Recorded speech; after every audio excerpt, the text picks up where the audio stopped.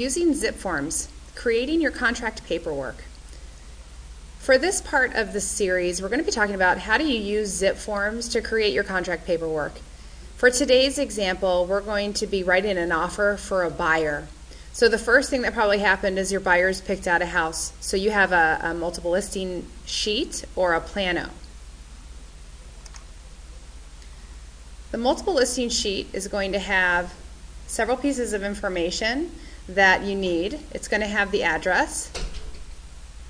It's going to have the multiple listing number, the listing number, which is that 4310262 number, and several other things. What you're going to want to notice, first of all, you want to read the entire plano, which means you want to look at these details here. You want to read the remarks in their entirety. You want to scroll down and make sure that you're looking at all of these details that are listed in the middle of the MLS sheet. For example, here are the kitchen features. It tells you if the the refrigerator, and then below laundry, washer and dryer, are those things listed in the multiple listing service as included? Not that you can't ask for them if they aren't on there, but if they're on there, then you can feel fairly confident that the seller is okay with giving those things up. Not always true though, because realtors do fill this out. Regardless, you're going to have to ask for those things in writing. But that's good to look here. It's good to look at all of the details and make sure you look to see if there's a homeowners association, what those fees are, and read the realtor remarks, all of it. It could have special instructions. In this case, it's a short sale. That's one place to see that it's a short sale. Another place is up in the details right here. Listing contract information, special listing conditions, short sale approval required. So you're going to read the plano. You will have already spoken to their lender, your buyer's lender, to see if they have any special needs for closing costs or anything else. And you've also found out what kind of verbiage you might need. If it's a VA or FHA contract, you've asked them, that lender, questions about any fees that the seller has to cover. So you've done all this homework before you're going to actually write the offer. When you're finally ready to write the offer, you're going to go into Zipforms to prepare most of that paperwork. So again, the website for Zipforms is www.zipformonline.com. This is the sign-on screen, so you're going to put your username and password right here. And once you've done that, Zipform will open.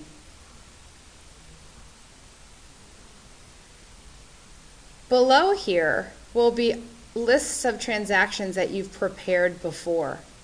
That's why I told you in the setup section that you really want to have the online version, so that if you ever have to access one of these files that you've created previously, you're going to be able to get them from any internet site. When you create a new transaction, you actually go and you click on this new transaction button. Zipforms will take a while to upload. This is what you'll see, this bar telling you it's setting up.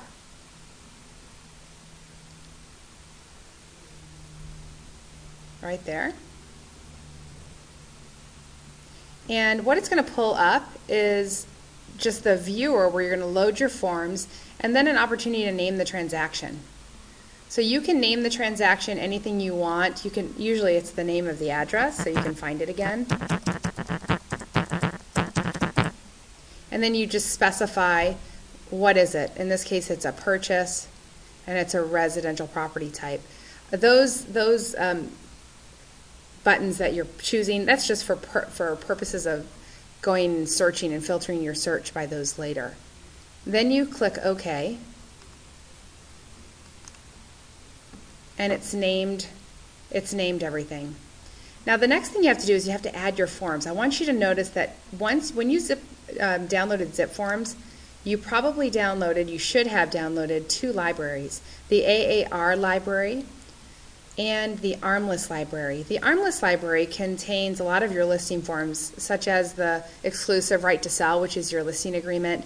It has It has the data sheets that you fill out so you can enter it in the MLS, etc. So you can switch libraries and those will change. But we're really going to be looking in the AAR library today. And then you're going to go and choose all the different pieces of paperwork that you need. So I'm first looking for the residential purchase contract.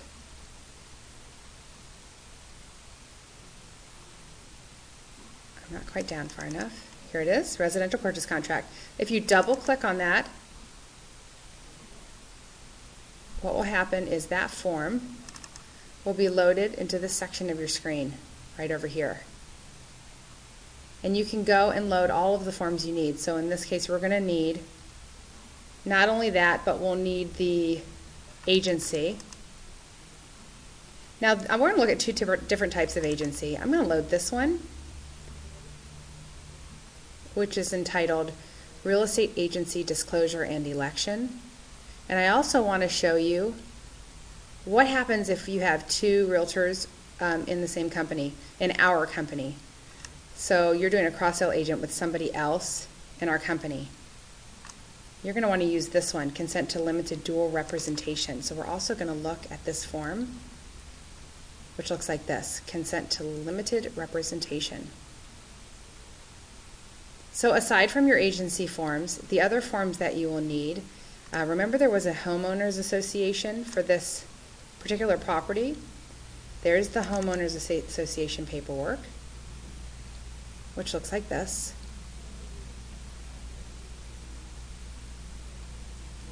And then it's a short sale, so there are some addendums that you will probably need to use. Definitely the short sale addendum. And here's the title of that.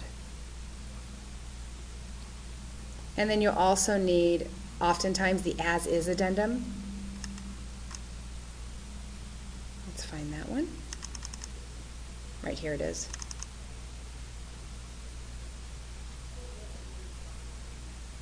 Some other examples of paperwork you may commonly use if the home is older than 1978, you'll need the lead-based paint disclosure.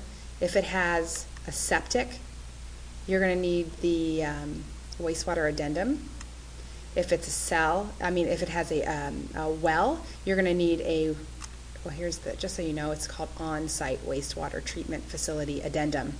And if it's a well, there's actually an addendum for a well, domestic well, water well addendum. So it just depends what's going on with the house. If you're unsure, you can ask our office to help you with what forms that you need. So in addition to these forms, you're also going to need some what we call A forms, and I'm going to show you those forms shortly. The forms that you need to fill out at first, start in Zipforms. That's where you're going to get the majority of your forms. And I'll show you how to add the A forms later because we're going to go put all these into DocuSign.